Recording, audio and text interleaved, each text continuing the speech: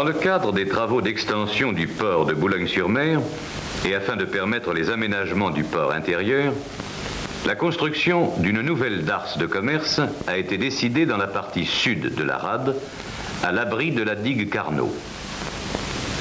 Le môle de cette nouvelle darse, entièrement gagné sur la mer par remblai hydraulique, aura une longueur de 1000 mètres environ et une largeur de 180 mètres. Un quai de 650 mètres, fondé sur piles-colonnes offrant des profondeurs de 11 mètres à marée basse, bordera la face intérieure du môle, qui sera par ailleurs protégé à l'extérieur du bassin par des digues en enrochement. 2 jetées limiteront l'entrée de cette nouvelle darse. Un cavalier de protection de 7 mètres de hauteur, construit contre la digue Carnot, atténuera les effets du vent et des embruns provenant du large. Dès le début du chantier, on procède au remblaiement hydraulique des ouvrages d'enracinement par dragage de sable dans l'emprise même de la darse.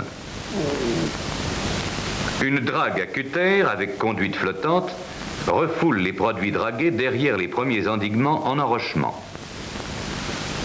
Pour donner à ce vaste chantier les terre-pleins nécessaires en bordure du plan d'eau, la construction d'un quai de travaux est aussitôt entreprise à l'intérieur du petit port.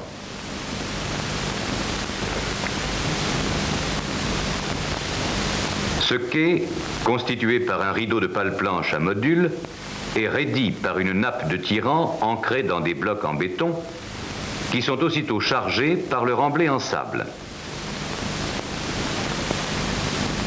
Après remblaiement du quai de travaux, le chantier disposera d'installations pour la préfabrication des gros éléments en béton armé et pour le chargement des enrochements destinés aux limitations.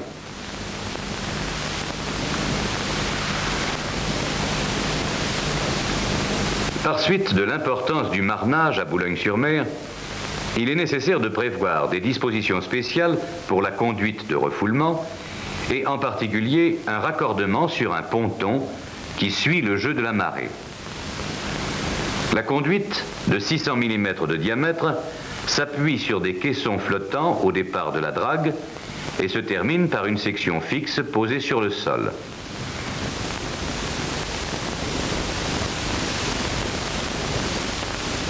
« 350 000 m3 de matériaux sont ainsi dragués dans la nouvelle darse. Opération qui permet simultanément le remblai des ouvrages d'enracinement et l'approfondissement du bassin jusqu'à la cote -8 dans une première phase. L'état d'avancement des ouvrages d'enracinement est alors suffisant pour permettre d'entreprendre la construction de l'ouvrage d'accostage et en particulier de la gabionnade.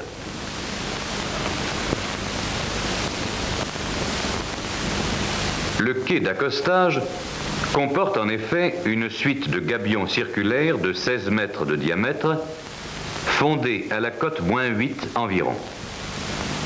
Les gabions sont prévus pour constituer le soutènement des remblais du môle dans la section d'accostage et pour permettre accessoirement l'accès général du chantier à la cote +6. Le chantier de battage des pales planches, isolé en mer pour les premiers gabions, est ensuite desservi par cet accès qui découvre à mi-marée. Les pales planches sont manutentionnées et mises en fiche au moyen d'une grue tour. Un gabarit assure leur guidage et donne aux gabions la forme circulaire recherchée. Un ponton mature est utilisé pour dégager le gabarit dès l'achèvement du battage d'un gabion et le transporter à la position suivante. Pour résister aux efforts de la mer, il a été nécessaire de donner au gabarit une structure à la fois massive et ajourée. Ce gabarit comporte en particulier 2 tables de guidage très robustes, supportées par 8 pieux tubulaires ancrés dans le sol. Le changement de position du gabarit impose l'arrachage préalable des pieux. Ici encore, les efforts à exercer sont importants et il faut avoir recours au ponton mature. Toutes ces opérations sont particulièrement délicates et nécessitent un personnel parfaitement entraîné. Les équipes chargées de la manutention de ces gabarits ont dû réaliser ces différentes opérations une soixantaine de fois au cours de la construction de l'ouvrage. Et il convient de souligner qu'aucun accident notable ne s'est produit, malgré la difficulté et les risques inhérents à de telles manœuvres.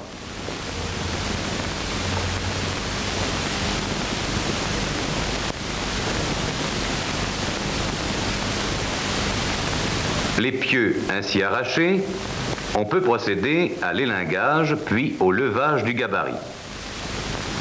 Comme pour toutes les grosses manutentions faisant appel à des grues flottantes, les manœuvres sont lentes et dans le cas particulier, ce caractère est encore accentué puisqu'il faut attendre une cote de marée convenable pour obtenir le guindant suffisant au dégagement du gabarit au-dessus du gabion déjà battu. Néanmoins, quelle que soit l'importance du coefficient de marée, il est nécessaire de réaliser ces mouvements, puisqu'ils conditionnent l'avancement général du chantier.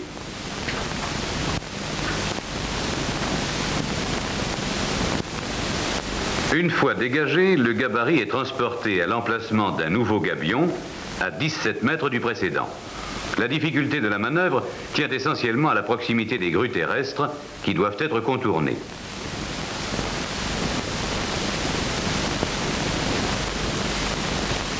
L'immersion est alors possible et devra s'effectuer rapidement sous peine d'échouer le ponton mature.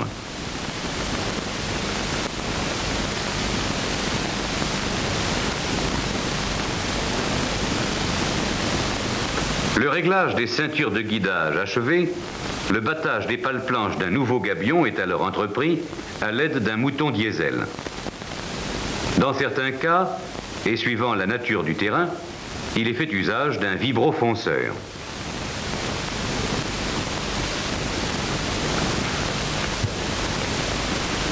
Dès que l'ensemble des pales-planches est battu à la cote prescrite et le gabarit enlevé, le gabion est immédiatement remblayé de sable de façon à lui donner rapidement toute sa stabilité. Ce sable est dragué en pied de gabion et mis directement en place ou prélevé sur la plage du Portel et transporté par camion.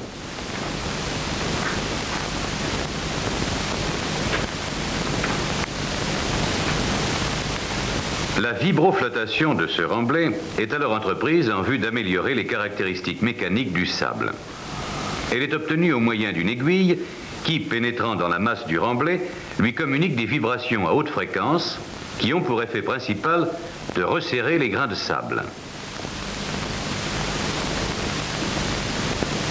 En répétant cette opération en une vingtaine de points par gabion, on accroît la stabilité de chaque gabion et par conséquent de l'ensemble de l'ouvrage.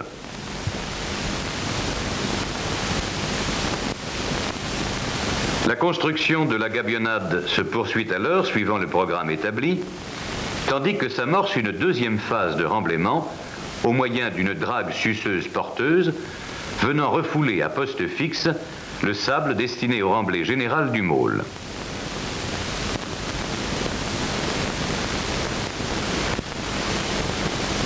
Devant la gabionnade, les fondations de l'ouvrage d'accostage proprement dit sont constituées par deux fils de piles-colonnes de 27 mètres de hauteur et de 1,50 m de diamètre, espacées de 8,50 m d'anthrax.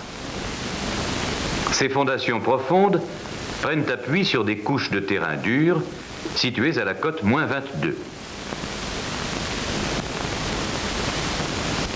Pour la construction de ces piles-colonnes, 3 foreuses Beneteau, munies d'un système de louvoiement, travaillent 24 heures sur 24. Leur installation sur des portiques spéciaux, prenant appui sur les gabions terminés, les libère en effet des sujétions de la marée.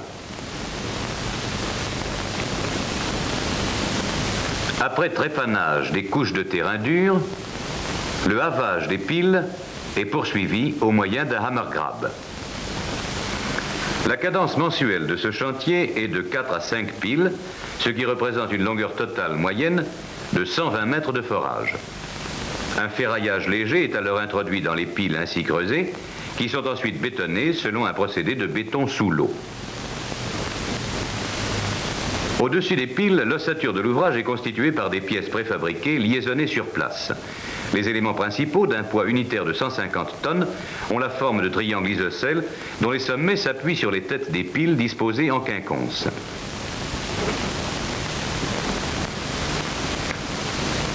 Ces éléments sont confectionnés sur une aire spécialement aménagée sur le terre-plein du quai de travaux, en bordure du plan d'eau. Les coffrages employés sont métalliques pour donner des parements bien finis.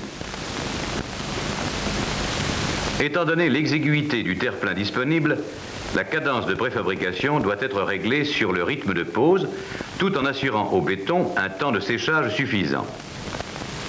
Par ailleurs, le poids des plus grosses pièces exige que le point d'enlèvement soit fixé en fonction des caractéristiques de l'engin naval utilisé pour leur manutention.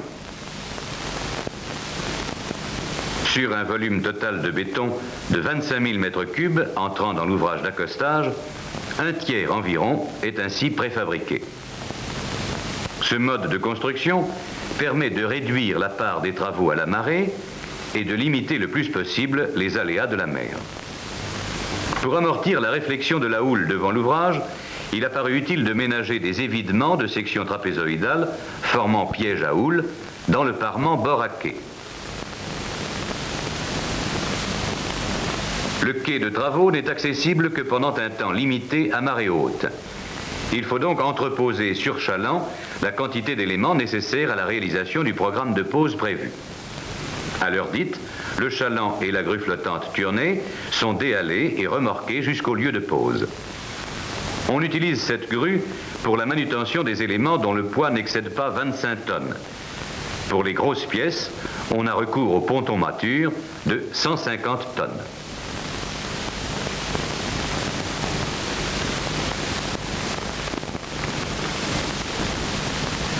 Pour obtenir la précision de pose exigée, il faut dans un premier temps multiplier les points d'amarrage et dans certains cas doubler les amarres pour limiter les effets de la prise au vent importante du ponton mature. Ainsi bridé, l'engin peut être amené dans les positions nécessaires pour effectuer les manœuvres d'approche et de pose des éléments conformément au programme tracé pour la journée. Au moment du parachèvement de la pose, les tolérances étant pratiquement nulles, ce sont des ouvriers à terre qui passent des élingues supplémentaires et guident les pièces au moyen de tirs forts ancrés sur les parties de quai déjà construites. Ce sont des opérations délicates et l'idéal serait de les réaliser par calme plat.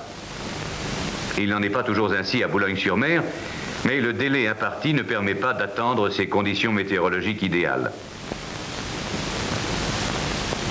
Le poids propre de chaque élément est suffisant pour qu'il soit possible, une fois la pose terminée, de différer sans risque l'exécution du béton de liaison. Néanmoins, la solidarisation des éléments préfabriqués doit suivre la progression générale du chantier. L'approvisionnement du béton est assuré par des dumpers circulant à marée basse sur les gabions remblayés. Mais au fur et à mesure que de nouvelles phases de la construction de l'ouvrage sont entreprises, la circulation sur ce seul accès devient de plus en plus difficile.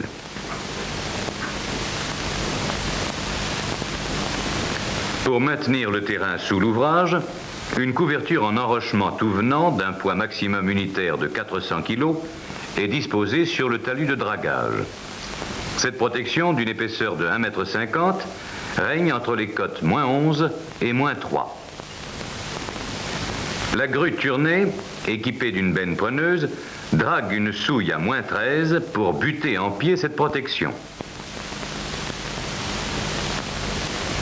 Les enrochements pourront ensuite être mis en œuvre au moyen d'une grue terrestre circulant sur les éléments préfabriqués préalablement mis en place. Pendant que se poursuivent les différentes phases de construction du quai, une drague suceuse porteuse procède à la deuxième tranche du remblaiement du môle. Le poste fixe de refoulement est adapté aux conditions de marnage du port.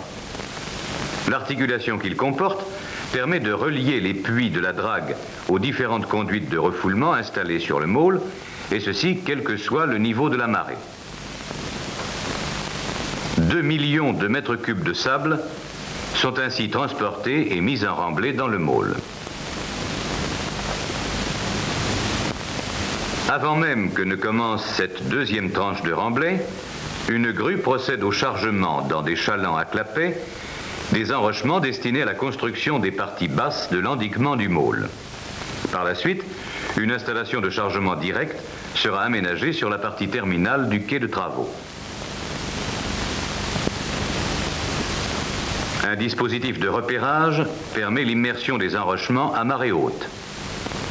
Au fur et à mesure de l'avancement du remblai, et pour contenir le sable refoulé, des limitations hautes sont construites à l'aide d'engins de manutention terrestre. Le rôle de ces limitations est d'assurer un écran étanche au sable et suffisamment protégé pour résister aux actions de la houle pénétrant dans la rade. À cet effet, des cavaliers successifs en déchets de carrière sont montés parallèlement à l'avancement des remblais et aussitôt protégés sur leur face extérieure par une couverture en enrochement dont le poids est déterminé en fonction de l'exposition à la houle. Ces cavaliers, de section trapézoïdale, ont une largeur minimum de 3,50 m et une hauteur moyenne de 1,65 m, tandis que l'épaisseur de la couverture n'excède pas 1,20 m.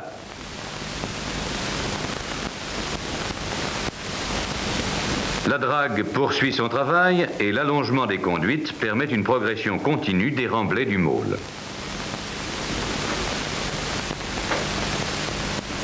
Les matériaux des limitations proviennent des carrières de la région. Ils sont classés par catégorie et repris au stock suivant leur destination pour être transportés par des dumpers jusqu'à leur lieu d'emploi. Au total, 600 000 tonnes seront véhiculées sur le chantier, de jour comme de nuit, pour assurer l'endiguement des remblais. Tout le principe de construction des limitations par étages successifs repose en effet sur une coordination parfaite entre remblai et endiguement. Il faut des cavaliers pour contenir le remblai, il faut du remblai pour supporter les cavaliers supérieurs. Le va-et-vient des différents camions permet une cadence moyenne journalière de 1250 tonnes de produits mis en place. Dans certains cas, cette cadence a dû être portée à 2500 tonnes par jour, malgré les difficultés de roulage des véhicules sur le remblai fraîchement mis en place et de ce fait imparfaitement stabilisé. Malgré la fatigue qui en résulte pour le matériel de transport, la progression est maintenue et même améliorée pendant plusieurs mois. Le contrôle de qualité n'est pas délaissé pour autant et des essais de densité sont pratiqués en vraie grandeur pour vérifier que les clauses techniques imposées sont bien satisfaites. Ces essais, effectués avec le concours du laboratoire régional des ponts et chaussées, permettent de connaître avec précision la densité en place du déchet de carrière des différents cavaliers. L'originalité de ces essais tient à l'échelle à laquelle ils ont été exécutés, rendue nécessaire par l'hétérogénéité du matériau utilisé.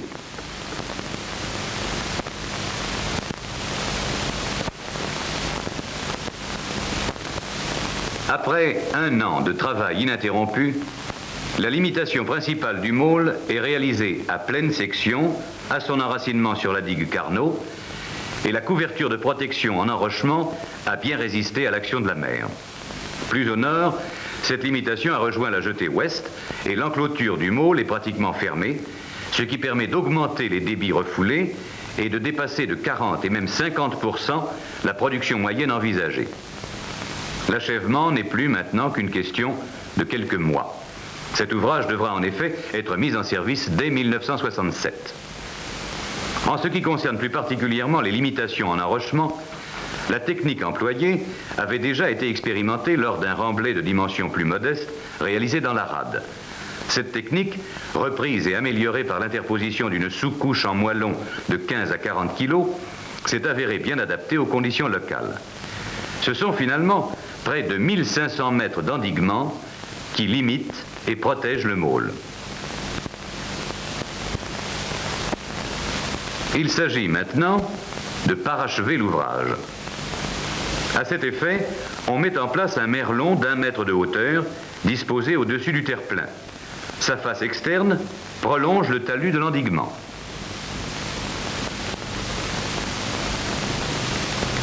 Ce merlon est constitué par des gros enrochements qui assureront à marée haute la défense de l'ouvrage contre les effets du clapotis.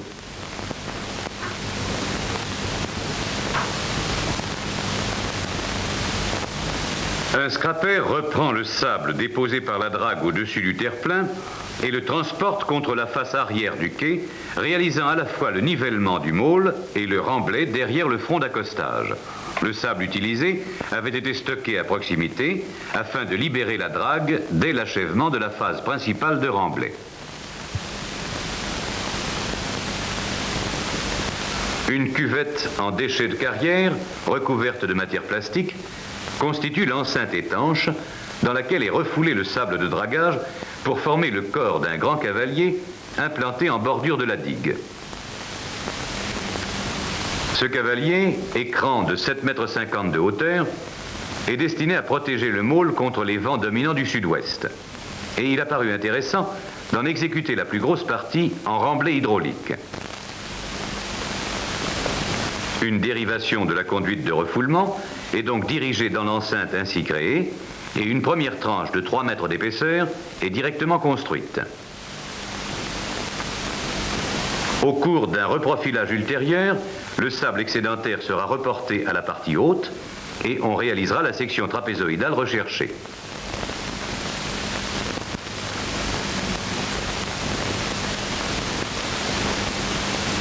Une route reliée à la rocade d'accès à la Nouvelle Darse couronnera cet ouvrage, dont la face exposée au large sera protégée par une maçonnerie de moellons ourdée au mastic bitumineux.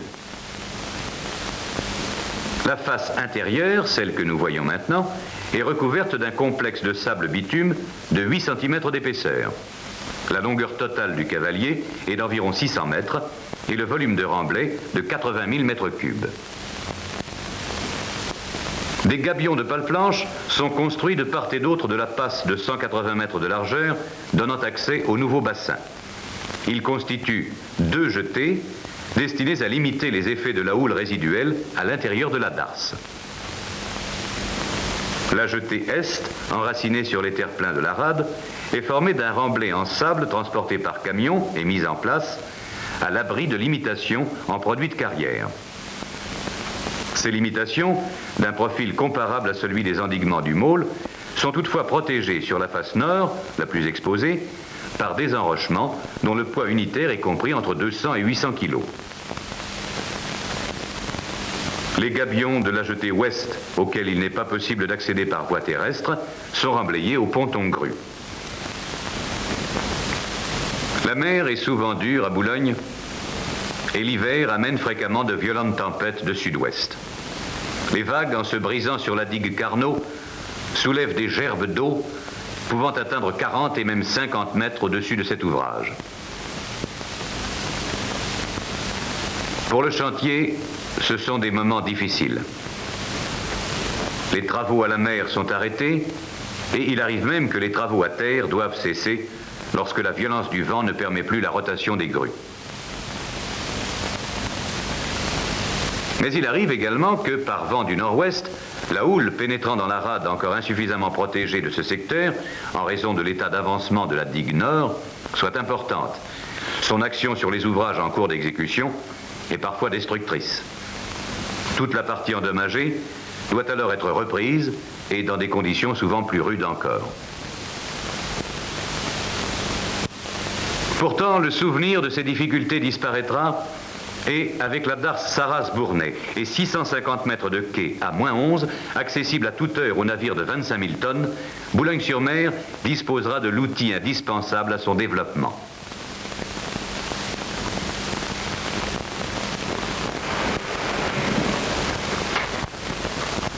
Et